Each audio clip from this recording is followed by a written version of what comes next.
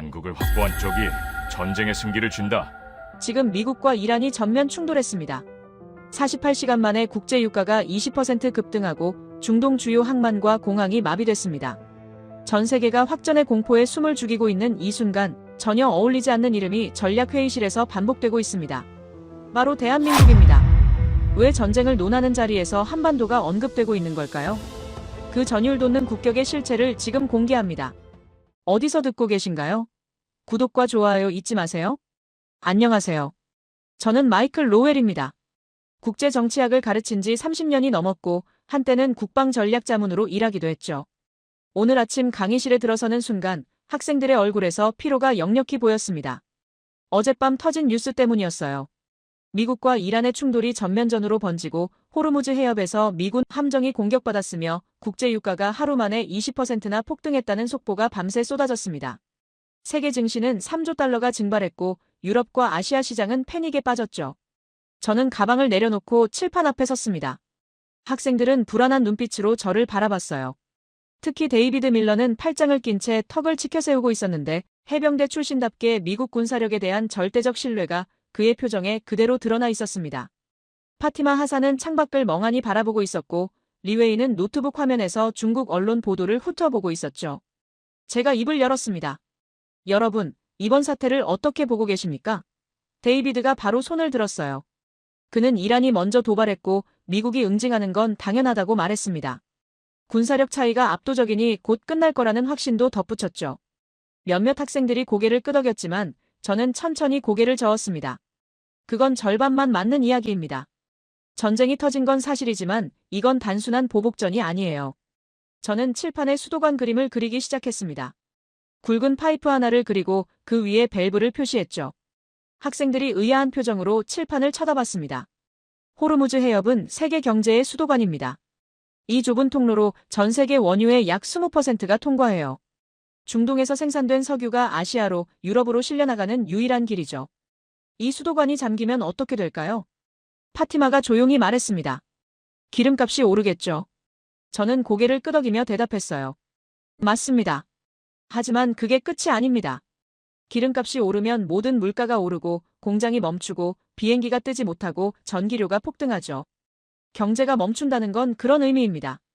이란은 바로 그 수도꼭지를 쥐고 있어요. 미국이 공격하면 이란은 해협을 봉쇄하겠다고 선언했습니다.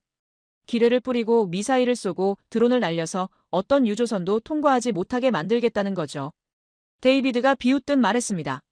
미 해군이 그걸 가만 놔둘까요? 저는 그를 바라봤어요. 물론 가만히 있지 않죠. 그래서 지금 항공모함 2척이 페르시아만에 배치됐고 전투기들이 출격 대기 중입니다. 하지만 문제는 이란도 바보가 아니라는 겁니다. 그들은 미국과 정면으로 맞붙어서 이길 수 없다는 걸 잘 알아요. 그래서 다른 방식을 선택했죠. 비대칭 전략입니다. 저는 칠판에 작은 점들을 여러 개 찍었습니다. 이란은 값싼 드론 수백 대를 동시에 날립니다. 한 대당 제작비가 100만 원도 안 되는 드론들이에요. 하지만 이걸 막으려면 수십억 원짜리 미사일을 써야 하죠. 계산이 안 맞습니다. 이란은 돈을 조금 쓰고 미국은 엄청난 비용을 감당해야 해요. 게다가 이란 뒤에는 누가 있습니까? 러시아와 중국이 버티고 있죠. 무기를 공급하고 경제 제재를 우회할 루트를 열어주고 외교적으로 지원합니다. 리웨이가 끼어들었습니다. 그럼 미국은 질 수도 있다는 건가요? 저는 고개를 저었어요. 아니요. 미국이 지는 건 아닙니다. 하지만 쉽게 이기지도 못해요.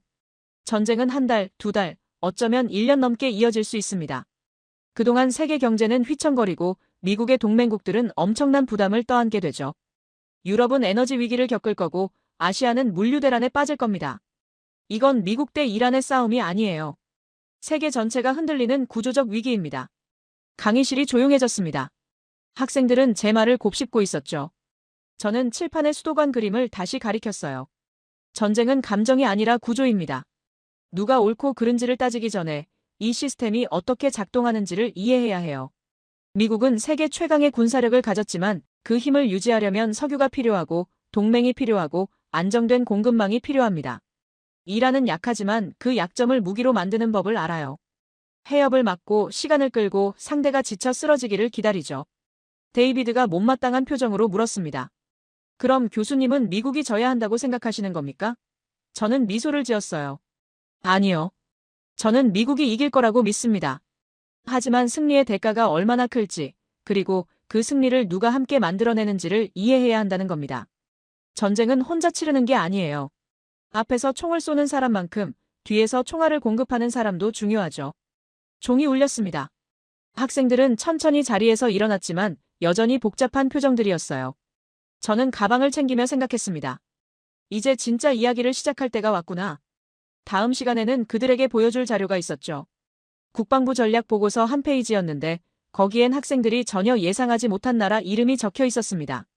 다음 날 학생들은 여전히 뉴스에 쏟아지는 중동 전쟁 속보에 피곤한 얼굴을 하고 있었어요. 데이비드 밀러는 이번에도 앞자리에 앉아 팔짱을 끼고 있었고 파티마 하산은 노트를 펼쳐놓은 채 조용히 기다리고 있었습니다. 리웨이는 노트북으로 중국 언론의 분석 기사를 읽고 있었죠.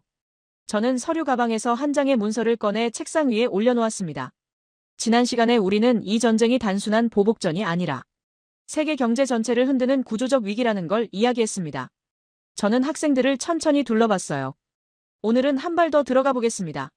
미국이 이 전쟁을 실제로 어떻게 치르고 있는지, 그리고 그 과정에서 누구에게 의존하고 있는지 말이죠.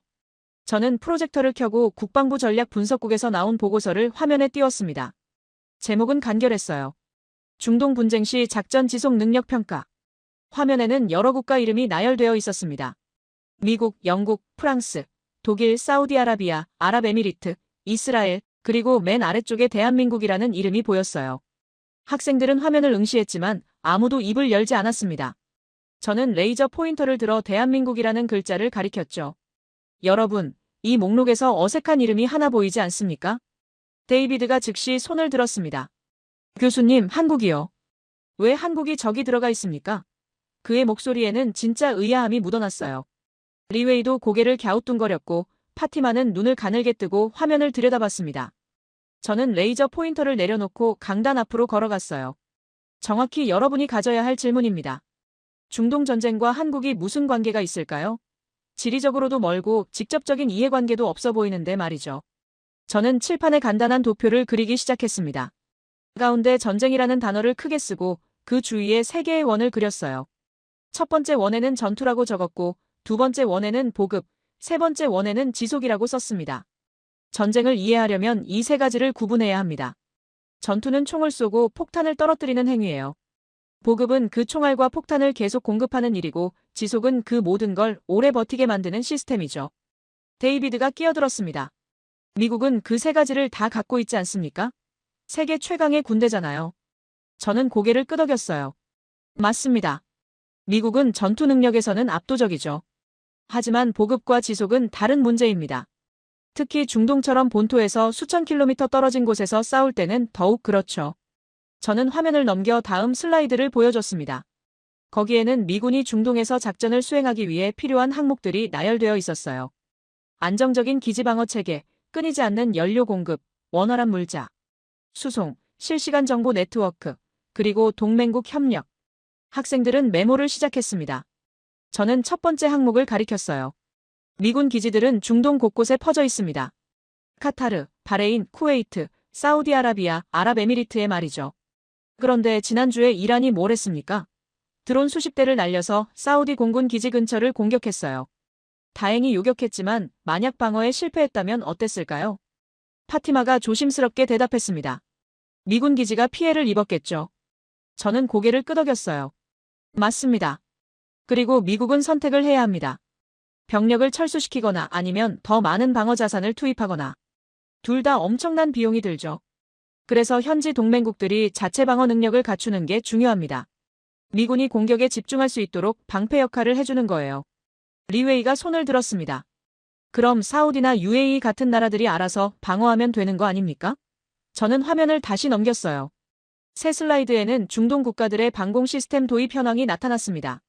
사우디아라비아는 지난 3년간 방공망 구축에 300억 달러 이상을 투자했습니다.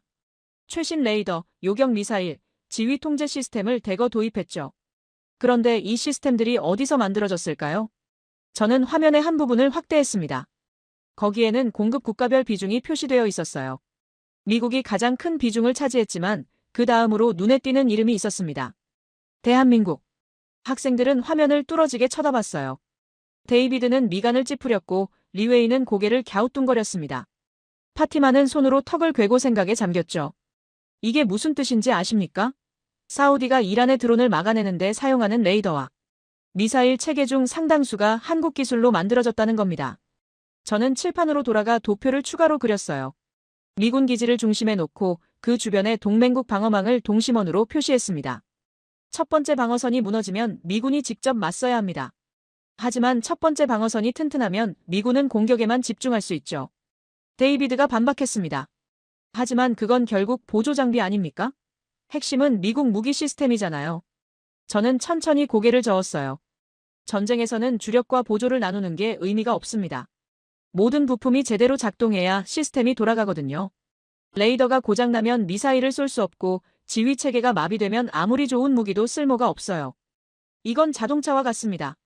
엔진이 아무리 좋아도 타이어가 펑크나면 못 가는 거죠. 저는 보고서를 다시 들어올렸습니다. 국방부가 왜 이 보고서에 한국을 포함시켰을까요? 단순한 예의나 외교적 제스처가 아닙니다. 실제로 미국이 중동에서 작전을 지속하는데 한국의 기여가 필요하기 때문이에요. 방어체계뿐만 아니라 다른 영역에서도 마찬가지입니다. 에너지 운송, 전략 물자 조달, 정보 시스템까지 연결되어 있죠. 파티마가 물었습니다. 교수님, 그럼 한국이 없으면 미국이 전쟁을 못 치른다는 건가요? 저는 잠시 생각했습니다. 못 치른다기보다는 훨씬 더 어려워진다는 겁니다. 비용이 몇 배로 뛰고 시간이 더 오래 걸리고 위험이 커지죠. 전쟁은 가능하지만 효율성이 떨어집니다. 그리고 효율성이 떨어진다는 건 곧 국내 여론 악화로 이어지고 결국 정치적 압력이 생긴다는 뜻이에요. 리웨이가 여전히 납득하지 못한 표정으로 말했습니다. 중국도 똑같은 걸 만들 수 있습니다. 더 싸게 공급할 수도 있고요. 저는 미소를 지었어요. 이론적으로는 맞습니다. 하지만 전쟁 중에는 실험하지 않습니다. 검증된 공급망만 사용하죠. 새로운 공급자로 바꾸려면 테스트하고 통합하고 훈련하는데 최소 몇 년이 걸립니다. 전쟁은 그때까지 기다려주지 않아요.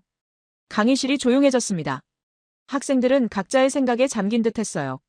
저는 화면을 끄고 보고서를 가방에 넣었습니다. 여러분, 전쟁은 앞에서 터지지만 오래 버티는 힘은 뒤에서 나옵니다. 미국이 세계 최강인 건 맞지만 그 힘을 유지하려면 수많은 동맹과 파트너가 필요해요. 한국은 그중 하나일 뿐이지만 빠지면 안 되는 하나입니다.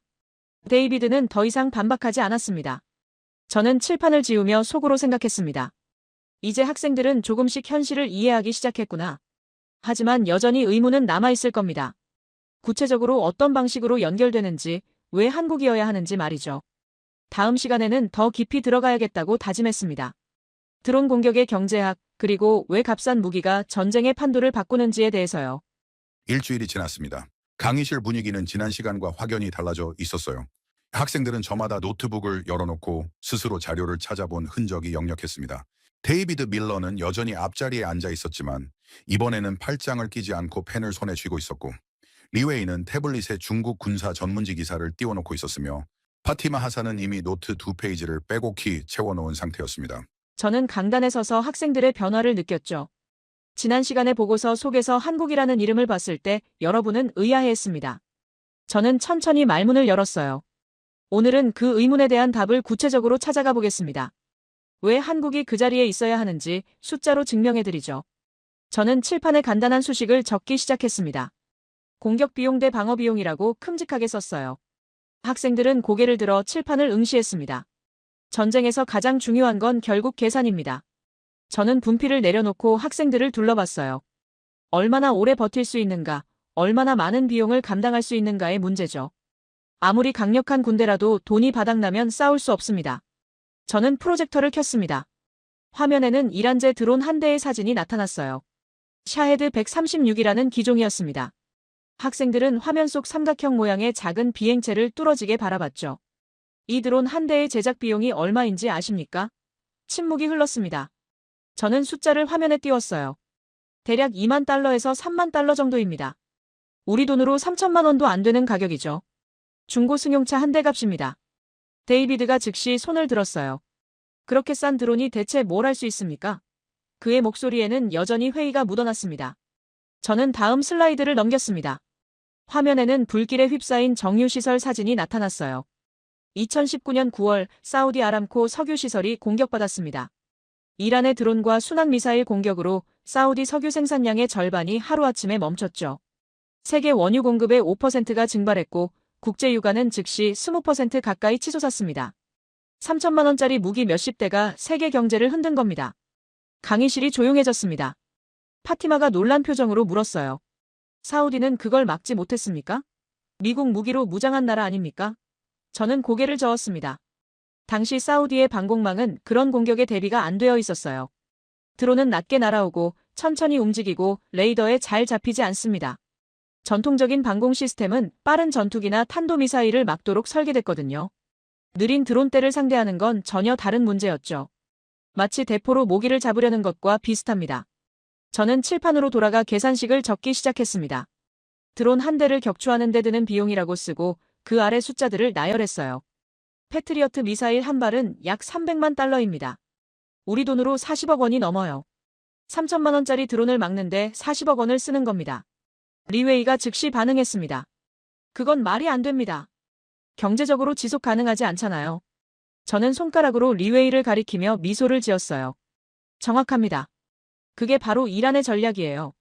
비대칭 전쟁이라고 부르죠. 상대가 감당할 수 없는 비용을 강요하는 겁니다. 저는 다시 칠판에 숫자를 적었습니다. 이란이 값싼 드론을 한 번에 50대 날려보낸다고 가정해봅시다. 총 비용은 얼마일까요? 학생들은 계산기를 두드리기 시작했어요. 데이비드가 먼저 대답했습니다. 약 15억 원입니다. 저는 고개를 끄덕이며 그 숫자를 칠판에 적었어요. 맞습니다. 이란은 15억 원으로 50대를 날립니다. 그럼 미국과 동맹국이 이걸 패트리어트 미사일로 막으려면 얼마가 필요할까요? 파티마가 조용히 말했어요. 2천억 원이 넘겠네요. 저는 그 숫자도 칠판에 적었습니다. 15억 대 2천억. 이게 비대칭 전쟁의 수학입니다. 그런데 이게 한 번으로 끝나지 않습니다. 저는 학생들을 천천히 둘러봤어요. 이란은 매주 드론을 생산할 수 있어요. 한 달이면 200대, 1년이면 2000대 이상입니다. 상대는 계속 싼 무기를 쏘고 우리는 계속 비싼 무기로 막아야 하죠. 이런 식으로는 미국도 오래 못 갑니다. 예산이 먼저 바닥나거든요. 리웨이가 끼어들었습니다. 그럼 미국은 질 수밖에 없다는 건가요? 저는 천천히 고개를 저었어요. 아니요. 해법이 있습니다. 싸게 막는 방법을 찾으면 되죠. 저는 화면을 넘겨 새로운 슬라이드를 보여줬습니다. 레이저 무기, 전자전 시스템, 소형 요격 미사일 사진들이 나타났어요. 이런 시스템들은 드론 한 대를 격추하는 데 드는 비용을 몇십만 원 수준으로 낮출 수 있습니다. 레이저 무기는 전기만 있으면 되니까 한 발에 1,000원도 안 들죠. 게임의 규칙이 바뀌는 겁니다. 데이비드가 손을 들었습니다. 그런 기술은 미국이 갖고 있지 않습니까? 저는 다음 슬라이드를 띄웠어요. 화면에는 대드론 방어 시스템 개발 국가 목록이 나타났습니다. 미국, 이스라엘, 독일, 영국, 그리고 대한민국. 데이비드의 표정이 굳었습니다. 또 한국이네요. 그가 중얼거렸어요. 저는 고개를 끄덕였죠. 우연이 아닙니다. 한국은 북한의 드론 위협에 수십 년간 노출되어 왔습니다. 저는 설명을 이어갔어요. 그 경험이 기술 개발로 이어진 겁니다. 실전 데이터가 쌓였고 실패를 거듭하며 개선했죠. 중동 국가들이 원하는 건 실험실에서 갓 나온 시제품이 아닙니다. 당장 내일 전쟁이 터져도 작동할 수 있는 검증된 시스템이에요. 리웨이가 반박했습니다. 중국도 대드론 기술을 개발하고 있습니다. 더 싸게 만들 수도 있고요. 저는 리웨이를 바라봤습니다. 기술을 만드는 것과 실전에서 검증하는 건 다릅니다. 전쟁터에서는 실험하지 않아요. 목숨이 걸린 문제니까요. 사우디와 UAE는 이미 테스트가 끝난 시스템을 원합니다. 그래서 한국과 이스라엘 기술을 선택하는 거죠. 저는 화면에 실제 계약 사례를 띄웠습니다. 사우디가 최근 도입한 대드론 레이더 시스템 목록이었어요. 그중 상당수가 한국 기술 기반이었습니다. 파티마가 조심스럽게 물었습니다. 그럼 이 시스템들이 실제로 효과가 있습니까? 저는 최근 뉴스 영상을 재생했어요. 밤하늘에서 드론들이 하나씩 격추되는 장면이었습니다. 사우디 방공망이 이란의 드론 공격을 성공적으로 요격한 실제 영상이었죠. 학생들은 숨을 죽이고 화면을 지켜봤습니다. 이게 바로 효율적인 방어의 모습입니다. 비싼 미사일 대신 레이저와 소형 요격체로 막아낸 거예요. 저는 영상을 멈추고 칠판의 계산식을 다시 가리켰습니다. 100만 원짜리 공격을 10억 원짜리 방어로 막으면 오래 못 갑니다. 그래서 효율적 방패가 필요한 겁니다. 그 방패를 만드는데 한국이 기여하고 있어요. 이건 단순히 무기를 파는 게 아닙니다. 미국의 전쟁 수행 능력을 유지시켜주는 핵심 구조의 일부인 거죠. 데이비드는 더 이상 반박하지 않았고 파티마는 복잡한 표정으로 손으로 턱을 괴고 생각에 잠겼습니다. 저는 분필을 내려놓으며 마지막 말을 덧붙였죠. 여러분, 전쟁은 감정이 아니라 숫자입니다. 누가 더 효율적으로 싸우느냐가 승패를 가르죠. 저는 강단을 정리하며 속으로 생각했습니다. 이제 학생들은 전쟁을 구조로 이해하기 시작했구나. 숫자가 그들의 인식을 바꾸고 있었죠. 하지만 아직 퍼즐 조각이 더 남아 있었습니다. 방어만으로는 전쟁을 이길 수 없으니까요. 우리는 방어의 경제학을 배웠습니다. 저는 천천히 말문을 열었어요. 효율적으로 막아내는 것이 얼마나 중요한지 숫자로 확인했죠. 하지만 아무리 완벽한 방패를 만들어도 칼이 없으면 전쟁을 이길 수 없습니다. 지금부터 그 칼을 움직이는 연료 이야기를 해보겠습니다. 저는 프로젝터를 켰어요. 화면에는 호르무즈 해협의 위성사진이 나타났습니다. 여러분, 이 좁은 물길을 기억하십니까? 저는 레이저 포인터로 해협을 가리켰습니다. 첫 시간에 이곳이 세계 경제의 수도관이라고 말했죠. 그런데 전쟁에서 이 해협의 의미는 조금 다릅니다. 이곳은 단순히 석유가 지나가는 길이 아니에요. 미군이 싸우는데 필요한 피가 흐르는 혈관입니다. 학생들은 화면을 응시했어요. 저는 다음 슬라이드를 넘겼습니다. 화면에는 미 해군 항공모함의 사진이 나타났습니다. 항공모함 한 척이 하루에 소비하는 연료가 얼마인지 아십니까? 침묵이 흘렀어요. 저는 숫자를 띄웠습니다. 약 40만 리터입니다. 하루에 말이죠. 여기에 전투기들이 출격하면 등유가 추가로 필요하고 호위함들도 연료를 먹고 보급선들도 움직여야 합니다. 페르시아만에 배치된 미 해군 전체가 한 달에 소비하는 연료는 천문학적이에요. 데이비드가 손을 들었습니다. 미국은 자체 석유 생산국 아닙니까? 셰일 혁명으로 에너지 독립을 이뤘다고 들었는데요. 저는 고개를 끄덕였어요. 맞습니다. 미국 본토는 에너지 순수출국이 됐죠. 하지만 중동에 배치된 군대는 어떻게 합니까? 미국에서 유조선으로 연료를 실어와야 할까요? 태평양을 건너 인도양을 지나 페르시아만까지. 그건 시간도 오래 걸리고 비용도 엄청나게 듭니다. 저는 화면에 지도를 띄웠습니다. 미국에서 중동까지의 해상 운송 경로가 붉은 선으로 표시되어 있었어요. 반면 중동 산유국에서 미군 기지까지는 아주 짧은 녹색 선이었습니다. 거리의 차이가 명확했죠. 그래서 미군은 현지에서 연료를 조달합니다. 사우디, UAE, 쿠웨이트에서 직접 공급받는 거예요. 빠르고 싸고 효율적이니까요. 파티마가 끼어들었습니다. 그럼 그 나라들이 공급을 중단하면 어떻게 됩니까? 저는 잠시 멈췄다가 대답했어요. 전쟁이 멈춥니다. 연료 없는 전투기는 날 수 없고 연료 없는 군함은 떠다니는 철덩어리일 뿐이니까요. 그래서 에너지 공급망의 안정성이 중요한 겁니다. 이란이 호르무즈 해협을 봉쇄하겠다고 위협하는 이유도 바로 이겁니다. 물리적으로 미군을 공격하는 것보다 연료 공급을 차단하는 게 더 효과적이거든요. 리웨이가 노트북을 보며 말했습니다. 교수님, 그럼 육로로 운송하면 되지 않습니까? 파이프라인도 있고요. 저는 고개를 저었어요. 파이프라인은 이미 이란 미사일의 사정권 안에 있습니다. 지난달에도 예멘 후티 반군이 사우디 송유관을 드론으로 공격했죠. 육로는 더 위험합니다. 테러 위협이 상존하고 호송에 막대한 병력이 필요해요. 결국 가장 안전한 건 바다입니다. 유조선으로 대량 운송하는 거죠. 저는 다음 슬라이드를 넘겼습니다. 화면에는 거대한 유조선 사진이 나타났어요. 특히 LNG 운반선이었습니다. 학생들은 배의 구형 탱크를 신기한 듯 바라봤죠. 액화천 연가스 운반선입니다. 저는 설명을 시작했어요. 중동 전쟁이 장기화되면 석유뿐만 아니라 천연가스 공급도 불안정해집니다. 유럽은 러시아 가스 의존도를 줄이려고 중동 LNG를 더 많이 수입하고 있고 아시아 국가들도 마찬가지죠. 데이비드가 물었습니다. LNG가 전쟁과 무슨 관계입니까? 저는 화면을 넘겨 발전소 사진을 보여줬어요. 전기입니다. 천연가스 발전소가 전기를 만들고 그 전기로 레이더가 돌아가고 미사일 시스템이 작동하고 기지의 모든 시설이 움직입니다. LNG 공급이 끊기면 방공망이 마비되는 거예요. 강의실이 조용해졌습니다. 학생들은 이제 에너지와 전쟁이 얼마나 깊게 연결되어 있는지 이해하기 시작한 듯 했어요. 문제는 이 LNG 운반선을 누가 만드느냐입니다. 저는 통계 자료를 화면에 띄웠습니다. 세계 LNG 운반선 건조 점유율 그래프였어요. 한국이 압도적인 비중을 차지하고 있었습니다. 약 70% 이상이었죠. 리웨이가 즉시 반응했습니다. 중국도 만들 수 있습니다. 조선 능력은 중국이 세계 1위 아닙니까? 저는 고개를 끄덕였어요. 양적으로는 맞습니다. 하지만 LNG 운반선은 다른 배와 차원이 다릅니다. 저는 LNG 운반선의 단면도를 보여줬습니다. 영하 160도의 액화가스를 안전하게 운반하려면 특수기술이 필요해요. 탱크 설계, 단열 기술, 안전 시스템 모두 최고 수준이어야 합니다. 한번 사고가 나면 대폭발로 이어지거든요. 그래서 검증된 기술만 사용합니다. 한국 조선소들은 수십 년간 LNG선을 만들어 왔고 사고율이 거의 제로에 가까워요. 파티마가 조용히 말했습니다. 그래서 중동 국가들이 한국 배를 선택하는 거군요. 정확합니다. 저는 실제 계약 사례를 보여줬어요. 카타르가 최근 발주한 LNG 운반선 100척 프로젝트였습니다.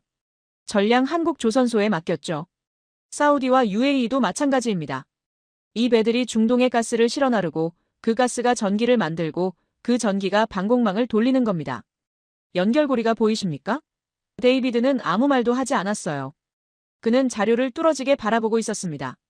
저는 칠판으로 돌아가 도표를 그리기 시작했습니다. 가운데에 전쟁이라고 쓰고 주변의 여러 요소들을 연결했어요.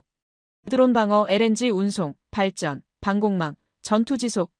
모든 게 하나의 시스템으로 연결되어 있었습니다. 여러분, 전쟁은 총을 쏘는 것만이 아닙니다. 이 모든 시스템이 끊기지 않고 작동해야 전쟁을 계속할 수 있어요. 한 곳이라도 무너지면 전체가 흔들립니다. 리웨이가 마지못해 인정하듯 말했습니다. 그럼 한국 없이는 이 시스템이 돌아가기 어렵다는 건가요? 저는 천천히 대답했어요. 불가능하지는 않습니다. 하지만 훨씬 더 비싸지고 느려지고 위험해집니다. 대체 공급망을 구축하려면 최소 5년은 걸려요. 전쟁은 그때까지 기다려주지 않습니다. 그래서 지금 당장 작동하는 시스템이 중요한 겁니다. 파티마가 손을 들었습니다. 교수님, 그럼 한국은 이 전쟁에서 어떤 역할을 하는 겁니까? 전투에 참여하는 건 아니잖아요. 저는 미소를 지었어요. 총을 쏘지 않아도 전쟁을 지탱할 수 있습니다. 방패를 만들어주고 연료를 운반하고 시스템을 유지하는 것도 전쟁의 일부예요. 어쩌면 총 쏘는 것보다 더 중요할 수도 있죠. 전투는 며칠이면 끝나지만 이런 시스템은 몇 달, 몇 년을 지탱해야 하니까요. 데이비드가 드디어 입을 열었습니다. 교수님, 저는 처음에 한국이 왜 보고서에 나오는지 이해할 수 없었습니다. 하지만 이제 조금씩 보이는 것 같아요. 저는 고개를 끄덕였죠. 그게 중요합니다. 겉으로 보이는 것만이 전부가 아니에요. 전쟁의 속을 들여다봐야 진짜 구조가 보입니다. 리웨이도 노트북을 덮으며 고개를 끄덕였어요. 파티마는 여전히 복잡한 표정이었지만 이제는 이해한다는 눈빛이었습니다. 저는 생각했죠. 이제 학생들은 전쟁을 다층적으로 이해하기 시작했구나. 하지만 아직 한 조각이 더 남아 있었습니다. 눈에 보이지 않는 전쟁, 정보와 기술의 싸움 말이에요. 일주일 후 강의실 분위기는 완전히 달라져 있었습니다. 학생들은 수업 시작 전부터 자리에 앉아 자료를 검토하고 있었어요. 지난 시간에 우리는 에너지 공급망을 배웠습니다. 저는 천천히 말을 시작했어요. 연료가 없으면 전쟁을 계속할 수 없다는 걸 확인했죠. 하지만 연료만으로는 충분하지 않습니다. 오늘은 눈에 보이지 않는 전쟁 이야기를 하겠습니다. 저는 프로젝터를 켰어요. 화면에는 인공위성 궤도 이미지가 나타났습니다. 지구 주위를 도는 수많은 점들이었죠. 현대 전쟁은 우주에서 시작됩니다. 저는 레이저 포인터로 화면을 가리켰어요. 이 위성들이 없으면 미군은 눈먼 거인이 됩니다.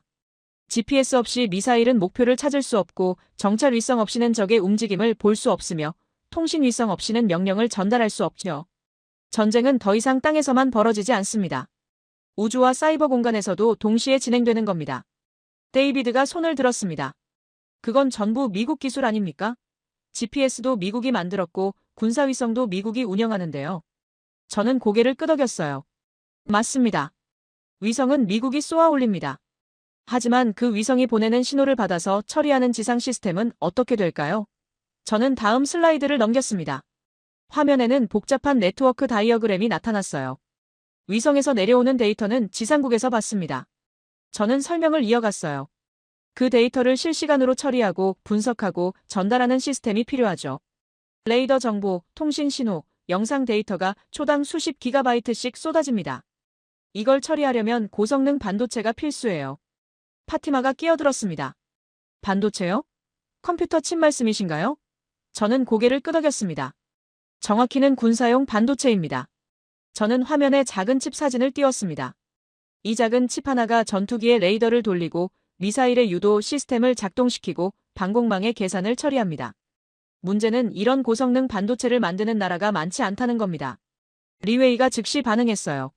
미국도 만들고 중국도 만듭니다. 대만도 세계 최고 수준이고요. 저는 천천히 고개를 저었습니다. 양산은 다른 문제입니다. 저는 반도체 공급망 지도를 보여줬어요.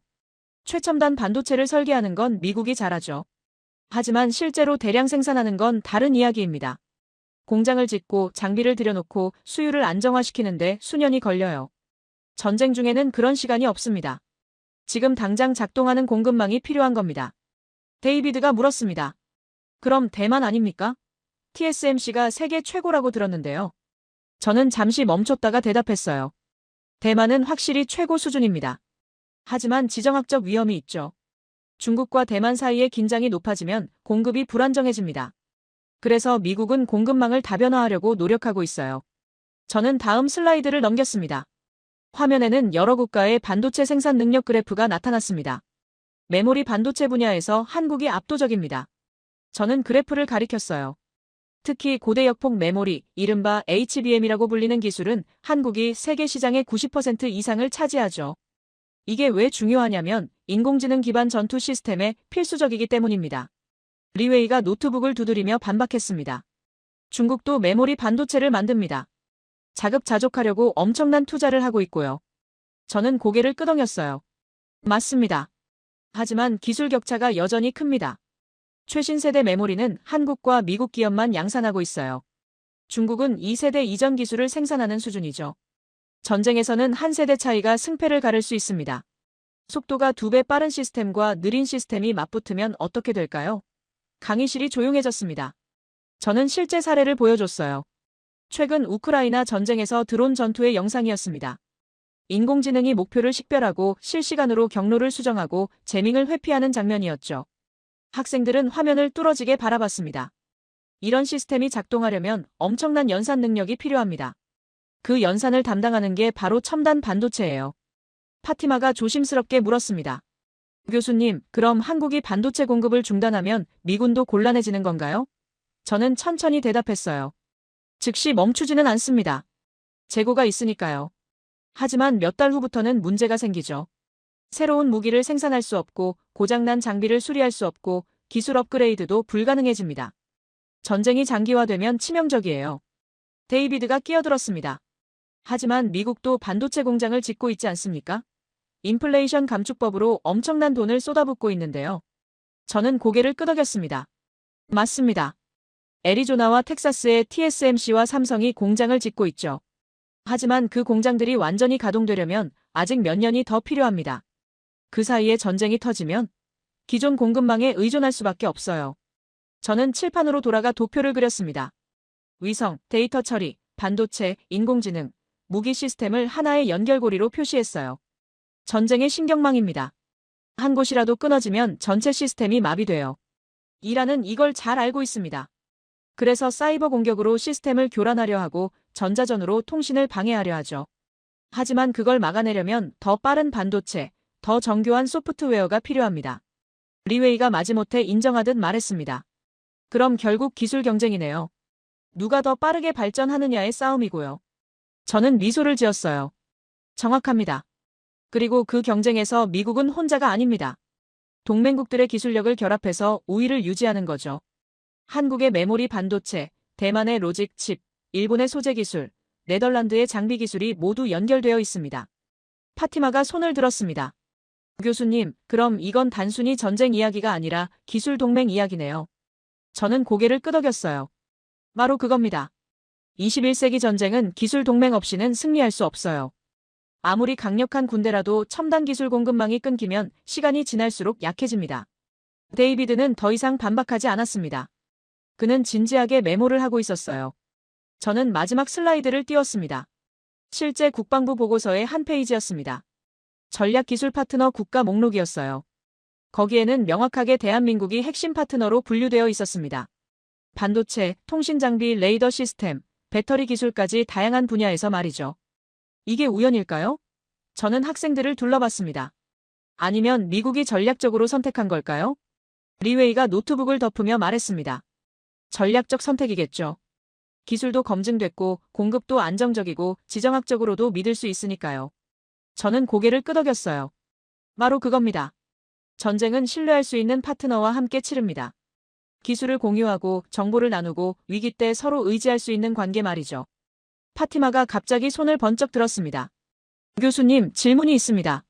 저는 고개를 끄덕였어요. 그런데 그 질문은 제 예상을 완전히 벗어난 것이었습니다. 만약 한국이 이 구조에서 빠진다면 어떻게 될까요? 강의실이 순간 정적에 휩싸였습니다. 데이비드와 리웨이가 동시에 파티마를 바라봤어요. 저는 프로젝터를 끄고 칠판 앞에 섰습니다. 아주 좋은 질문입니다. 저는 천천히 대답했어요. 지금까지 우리는 한국이 이 구조 안에 있다는 전제로 이야기했죠. 하지만 만약 그 전제가 무너진다면? 학생들은 숨을 죽이고 저를 바라봤습니다.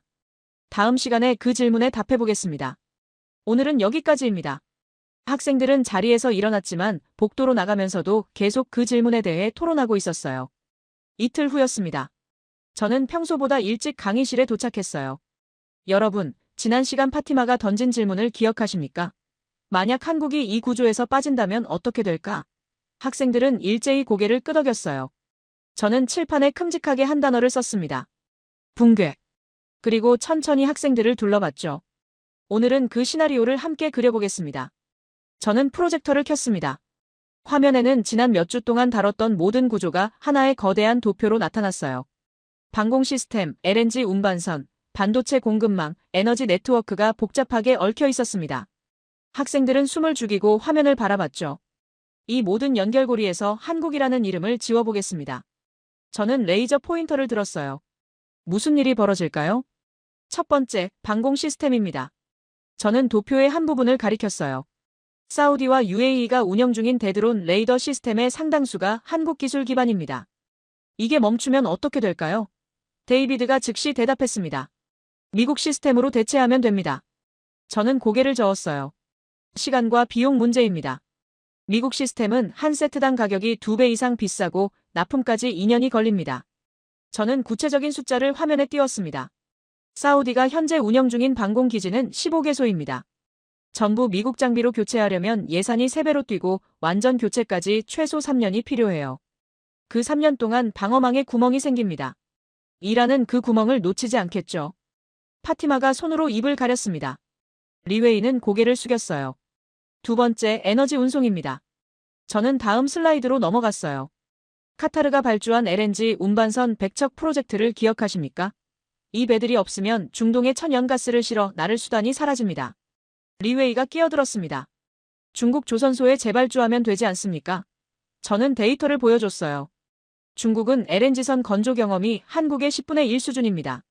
기술 이전과 검증에만 5년이 걸려요. 5년 동안은 어떻게 합니까? 제가 물었습니다.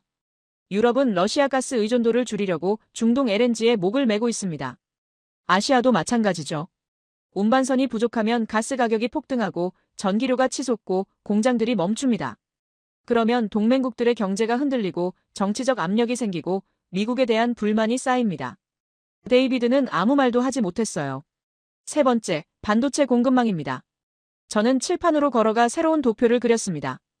HBM 메모리 점유율 90%. 이건 대체 불가능한 숫자입니다. 파티마가 조심스럽게 물었어요. 교수님, 미국이 자체 생산 시설을 만들고 있지 않습니까? 저는 고개를 끄덕였습니다. 애리조나와 텍사스 공장들이죠. 하지만 완전 가동은 2028년 목표입니다. 지금 당장 전쟁이 터졌는데 2년을 기다릴 수 있을까요? 저는 화면에 시뮬레이션 결과를 띄웠습니다. 국방부 산하연구소에서 작성한 비공개 보고서였어요. 한국산 반도체 공급이 중단될 경우 미군의 신규 무기 생산은 6개월 내에 30% 감소하고 1년 후에는 절반 이하로 떨어진다는 예측이었습니다. 학생들은 숨을 죽였어요. 이게 단순히 경제 문제가 아니라는 걸 이제 이해한 겁니다. 데이비드가 드디어 입을 열었습니다. 교수님, 그럼 미국은 한국 없이는 전쟁을 제대로 치를 수 없다는 건가요? 저는 잠시 멈췄습니다. 치를 수는 있습니다. 하지만 비용이 몇 배로 뛰고 시간이 몇 배로 늘어나고 동맹이 흔들립니다. 단기전이라면 버틸 수 있어요. 하지만 장기전이 되면 시스템 전체가 삐걱거리기 시작합니다. 저는 칠판에 타임라인을 그렸습니다. 첫 달에는 재고로 버팁니다. 석 달째부터 부품 부족이 시작되고 6개월째부터 작전 차질이 생기고 1년째부터는 전략 전체를 재검토해야 합니다. 이란은 이걸 압니다. 그래서 초반에 밀려도 버티기만 하면 된다고 계산하는 거예요. 시간이 지날수록 미국 쪽이 불리해지니까요. 리웨이가 노트북을 덮으며 말했습니다. 그럼 한국은 사실상 미국의 약점이네요. 저는 고개를 저었어요. 반대입니다. 한국은 미국의 강점입니다. 한국이 있기 때문에 미국은 효율적으로 싸울 수 있어요. 만약 한국이 없다면 미국은 훨씬 더 많은 돈과 시간과 자원을 쏟아부어야 합니다. 그게 바로 동맹의 가치죠. 혼자서 모든 걸 다 할 수 있지만 비효율적이냐 아니면 파트너와 함께 효율적으로 하느냐의 차이입니다. 파티마가 손을 들었습니다. 교수님, 그럼 한국은 이 전쟁에서 엄청난 영향력을 가진 건가요? 저는 천천히 대답했어요. 영향력이라는 표현은 조심스럽습니다. 하지만 필수 불가결하다는 건 분명합니다. 빠지면 시스템 전체가 재조정되어야 하는 위치에 있어요. 그게 지난 50년간 한국이 쌓아온 전략적 가치입니다. 데이비드가 자리에서 일어났습니다. 교수님, 솔직히 말씀드리겠습니다. 저는 이 수업을 듣기 전까지 한국을 그냥 미국의 작은 동맹국 정도로만 생각했습니다. 하지만 지금은 다릅니다. 그의 목소리가 떨렸어요. 한국이 없으면 미국의 전쟁 수행 능력 자체가 크게 약화된다는 걸 이해했습니다. 이건 단순한 동맹이 아니라 전략적 필수 요소네요. 저는 고개를 끄덕였습니다. 바로 그겁니다. 전쟁은 보이는 것만이 아닙니다. 총을 쏘는 병사 뒤에는 그 총알을 만드는 공장이 있고, 그 공장을 돌리는 전기가 있고, 그 전기를 만드는 가스가 있고, 그 가스를 운반하는 배가 있습니다. 모든 게 연결되어 있어요. 그 연결고리 어딘가에서 한국이 핵심 역할을 하고 있는 겁니다. 리웨이가 조용히 말했습니다. 저도 인정합니다. 중국이 제조업 강국이긴 하지만 검증된 기술과 안정적 공급망에서는 한국이 앞서는 분야가 많네요.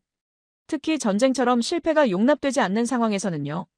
파티마도 고개를 끄덕였어요. 그래서 미국이 한국을 전략적 파트너로 분류하는 거군요. 저는 마지막 슬라이드를 띄웠습니다. 실제 백악관 국가안보회의 문서의 한 페이지였어요. 인도-태평양 전략 핵심 동맹국 분류표였는데 한국이 최상위 티어에 명시되어 있었습니다. 이건 단순한 외교적 수사가 아닙니다. 실제 전쟁 계획에 반영되어 있는 전략적 판단이에요. 한국 없는 시나리오는 미 국방부가 가장 피하고 싶어하는 경우의 수 중 하나입니다.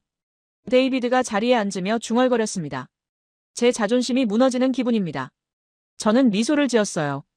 자존심이 아니라 인식이 넓어지는 겁니다. 미국이 약해진 게 아니에요. 세상이 복잡해진 거죠. 아무리 강한 나라도 혼자서는 효율적으로 싸울 수 없는 시대가 됐습니다.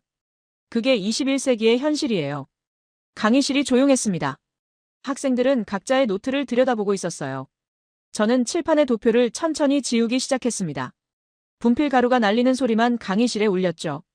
마지막 글자를 지우고 나서 저는 뒤돌아섰습니다. 며칠 뒤 마지막 수업 날이었어요. 저는 강의실 문을 열고 들어섰는데 놀라운 광경이 펼쳐졌습니다. 평소 수강생이 20명 남짓이었는데 오늘은 강의실이 가득 찼어요. 복도에까지 학생들이 서 있었습니다. 소문이 퍼진 모양이었죠. 데이비드 밀러는 맨 앞줄에 앉아 노트를 펼쳐놓고 있었고 리웨이는 친구들에게 뭔가를 설명하고 있었으며 파티마 하사는 다른 학과 학생들과 함께 자리를 지키고 있었습니다. 저는 강단에 섰습니다. 여러분, 오늘이 마지막 시간입니다. 저는 학생들을 천천히 둘러봤어요. 우리는 지난 몇 주 동안 전쟁의 겉모습이 아니라 속살을 들여다봤습니다. 방어체계, 에너지 공급망, 기술 동맹, 그리고 그 모든 것의 연결고리를 확인했죠. 오늘은 이 모든 걸 하나로 묶어보겠습니다. 저는 프로젝터를 켰어요. 화면에는 실시간 뉴스 피드가 나타났습니다. 바로 어제 일입니다. 저는 최신 기사를 가리켰어요. 사우디아라비아가 추가 방공 시스템 긴급 도입을 발표했습니다. 계약 상대는 한국 방산 업체였죠. 학생들이 웅성거렸습니다. 저는 다음 기사를 띄웠어요. 카타르가 LNG 운반선 추가 발주 계약을 체결했습니다. 역시 한국 조선소였습니다. 그리고 마지막 기사, 미국 국방부가 동맹국 반도체 공급망 강화 방안을 발표하면서 한국을 최우선 파트너로 명시했습니다. 이게 우연일까요? 저는 학생들에게 물었어요. 아니면 우리가 지난 몇 주 동안 배운 구조가 실제로 작동하고 있는 걸까요? 강의실이 조용해졌습니다. 데이비드가 손을 들었어요. 교수님, 이건 구조입니다. 필연입니다. 그의 목소리에는 확신이 담겨 있었죠. 전쟁이 터지면 미국은 검증된 파트너가 필요하고 한국은 그 자리에 있습니다. 저는 고개를 끄덕였습니다. 저는 칠판으로 걸어가 거대한 원을 그렸습니다. 가운데에 전쟁이라고 쓰고 주변에 여러 요소들을 배치했어요. 군사력, 경제력, 기술력, 동맹, 지속성. 그리고 각 요소마다 한국이 기여하는 부분을 표시했습니다. 학생들은 숨을 죽이고 칠판을 바라봤어요. 이게 바로 현대전쟁의 지도입니다. 어느 한 나라가 모든 걸 다 가질 수는 없어요. 미국도 예외가 아닙니다. 파티마가 손을 들었습니다. 교수님, 그럼 한국은 전쟁에 참여하지 않으면서도 전쟁에 영향을 미치는 건가요? 저는 잠시 생각했어요. 좋은 질문입니다. 한국은 직접 총을 쏘지 않습니다. 하지만 총을 쏠 수 있게 만드는 시스템을 제공하죠. 방패를 만들고 연료를 실어 나르고 정보를 처리하는 칩을 공급합니다. 이게 없으면 전쟁 자체가 불가능해지는 건 아니지만 훨씬 더 어렵고 비싸지고 위험해집니다. 리웨이가 끼어들었습니다. 교수님, 솔직히 말씀드리면 저는 처음에 이 수업을 듣고 중국이 더 중요하다고 주장하려 했습니다. 학생들이 웃음을 터뜨렸어요. 하지만 지금은 이해합니다. 전쟁에서는 양보다 질이, 가격보다 신뢰성이, 가능성보다 검증이 중요하다는 걸요. 한국은 그 모든 걸 갖췄습니다. 저는 미소를 지었죠. 바로 그겁니다. 전쟁은 실험실이 아닙니다. 저는 화면에 새로운 지도를 띄웠습니다. 세계 주요 분쟁 지역들이 붉은색으로 표시되어 있었어요. 중동, 동유럽, 인도-태평양. 그리고 각 지역에 연결된 공급망 네트워크가 선으로 그려져 있었습니다. 놀랍게도 상당수의 선이 한반도를 지나갔어요. 학생들은 화면을 뚫어지게 바라봤습니다. 이게 지정학입니다. 지리적 위치뿐만 아니라 기술적 위치, 경제적 위치까지 포함하는 거죠. 데이비드가 자리에서 일어났습니다. 교수님, 질문이 있습니다. 저는 고개를 끄덕였어요. 그렇다면 한국은 왜 이렇게 낮은 자세를 유지합니까? 이렇게 중요한 역할을 하면서도 목소리를 크게 내지 않는 이유가 뭡니까? 강의실이 조용해졌습니다. 저는 잠시 생각하다가 대답했어요. 그게 바로 전략입니다. 강대국은 힘을 과시합니다. 저는 천천히 말했어요. 항공모함을 보내고 미사일을 발사하고 세계에 자신의 존재를 알리죠. 하지만 진짜 강국은 다르게 행동합니다. 조용히 일하고 시스템을 만들고 필요할 때